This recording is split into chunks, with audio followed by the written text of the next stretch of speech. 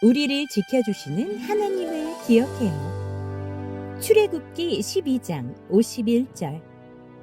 바로 그날에 여호와께서 이스라엘 자손을 그 무리대로 애굽 땅에서 인도하여 내셨더라.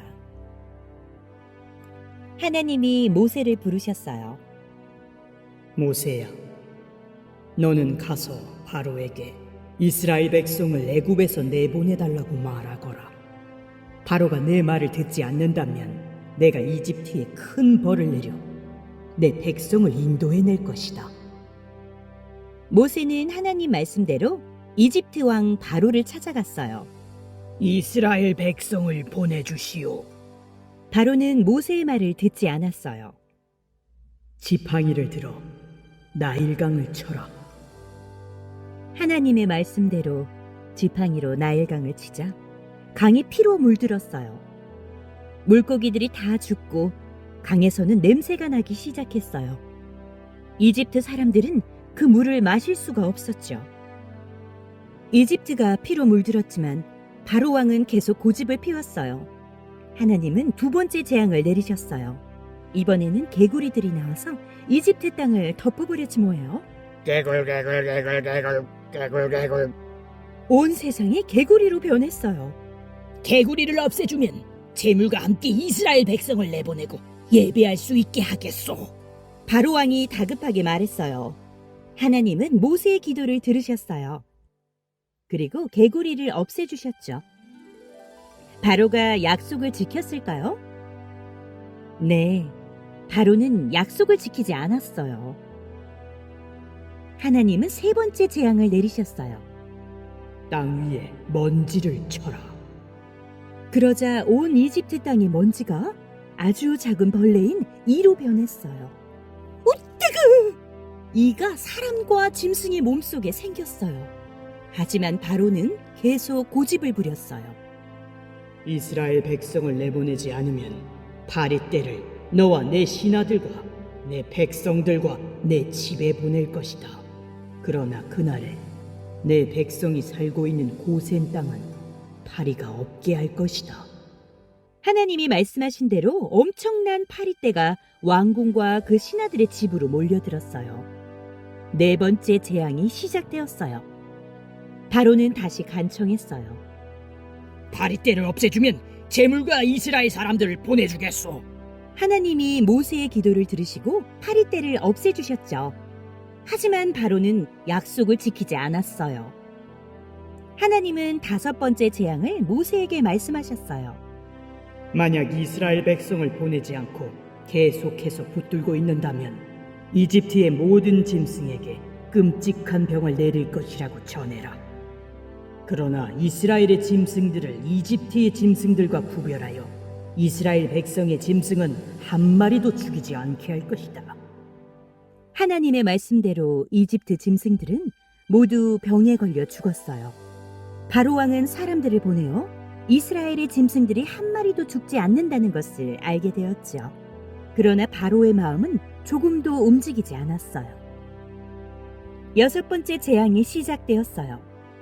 아공이의 재를 양손에 가득 쥐고 바로 앞에서 공중에 던지도록 하여라. 그 재는 먼지가 되어 이집트 온 땅에 두루 흩어져서 이집트의 모든 사람과 짐승들의 몸에 종기를 일으킬 것이다. 이집트 사람과 짐승이 종기가 생겼어요. 내일 내가 끔찍한 우박을 내릴 것이다. 들에 있는 내 짐승과 그 밖의 것들을 안전한 곳으로 피하게 하여라. 들에 남아있는 것은 사람이든 짐승이든 다 우박에 맞아 죽게 될 것이다. 정말 천둥 소리가 나며 우박이 떨어졌어요. 우르릉 쾅! 하늘에서 우박이 떨어지기 시작했어요. 우박은 사람과 짐승을 쳤고 밭에서 자라는 것을 다 치고 들에 있는 나무들도 다 부러뜨렸어요. 그러나 이스라엘 백성이 사는 땅에는 우박이 내리지 않았어요. 일곱 번째 재앙이었어요. 모세는 바로에게 말했어요. 하나님께서 만약 내 백성을 내보내지 않으면 내일 이 나라에 메뚜기를 보낼 것이라고 말씀하셨습니다. 정말 메뚜기들은 밭의 모든 채소와 나무에 달린 모든 과일을 다 먹어버리지 뭐예요. 바로가 급히 모세와 아론을 불렀어요. 내 죄를 용서하시오. 이 죽음의 벌을 멈추게 해달라고 하나님께 기도해 주시오. 모세가 하나님께 기도를 드렸어요. 이집트 땅에는 메뚜기가 하나도 남지 않게 되었어요.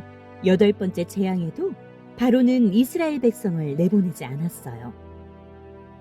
하늘을 향해 내 손을 뻗어라. 그러면 어두움이 이집트 땅을 덮을 것이다.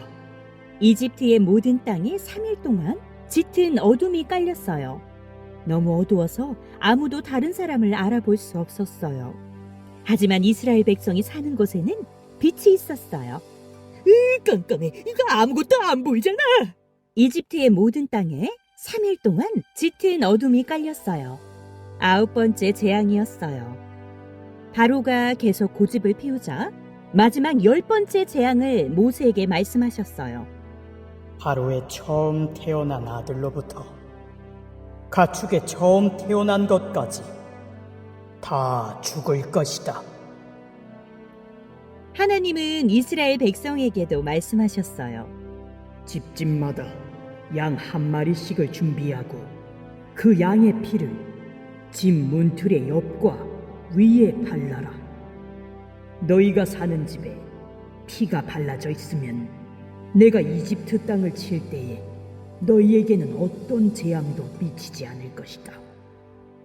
너희는 언제나 이 날을 기억하며 나 여호와의 기념일로 지켜라.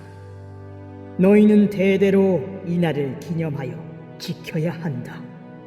이스라엘 백성은 하나님께서 명령하신 대로 했어요. 이날을 유월절이라고 해요. 하나님이 어떻게 이스라엘 백성을 이끄셨는지 자손에게 대대로 전하라고 명령하셨어요. 밤중에 바로의 맏아들까지 죽자 결국 모세와 이스라엘 백성을 이집트에서 내보냈어요. 그날 밤에 하나님은 그 백성을 인도에 내시느라고 밤을 새워 지키셨어요. 하나님은 이스라엘 백성에게 길을 가르쳐 주셨습니다. 낮에는 구름 기둥으로 인도하셨고 밤에는 불 기둥으로 불을 밝히시면서 인도하셨어요. 하나님이 우리를 지켜주시고 계셔. 낮에는 구름 기둥이, 밤에는 불 기둥이 이스라엘 백성을 떠나지 않았어요. 친구들, 하나님이 이스라엘 백성을 이집트에서 나오도록 지켜주셨던 것 같이 우리 친구들도 늘 보호하고 지켜주신다는 것을 잊지 마세요.